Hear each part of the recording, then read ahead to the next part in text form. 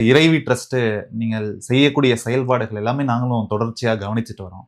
அதுல நீங்க ஒரு முக்கியமான ஒரு விஷயத்த செய்யறீங்க, ஒரு முன்னிறுத்துறீங்க.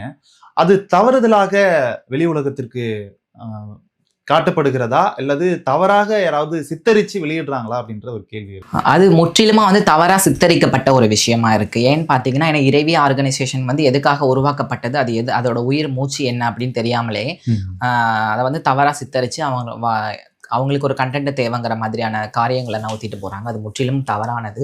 அதோட உள் நோக்கம் என்ன, அதை செய்கிற விஷயம் என்னங்க, கருத்து ரீதியா பேசினா நல்லா இருக்கும்னு நான் நினைக்கிறேன். ஏன்னா அதை கருத்து ரீதியா பேசாம நிறைய பேர் இன்னைக்கு என்ன பேசிட்டு இருக்காங்கன்னா, கட்டுக்கதைகளை அதை ஒப்பிட்டு வீட்டுக்குள்ள திருடன் போந்துட்டா திருடன் என்ன சொல்லுவான், அந்த மாதிரியான கதைகள் எல்லாம் சொல்றதுக்கு இது நேரம் இல்லைல்ல. கருத்தை சொல்லு, மக்கள் கேட்டுக்குவாங்க. தண்ணியில ஒரு சொட்டு பால்ல தண்ணியில கலந்தா விஷம்னு சொல்றது, இதெல்லாம் ஒரு டாபிக்கே கிடையாது. கருத்து ரீதியா மக்களுக்கு என்ன அவங்க தப்பு பண்றாங்க அப்படிங்கிறது, தப்பா இருந்தா சொல்றதா மக்கள் ஏத்துப்பாங்க. சரிங்களா? அதை விட்டுட்டு ஒரு ஒரு இதுவே இல்லாம ஒரு கட்டு கதைகளை வச்சு அதை கோர்த்து அந்த மாதிரி சொல்றது தவறானது. அது அடிப்படை ஆதாரம் இல்லாம பேசுற மாதிரி இருக்கு.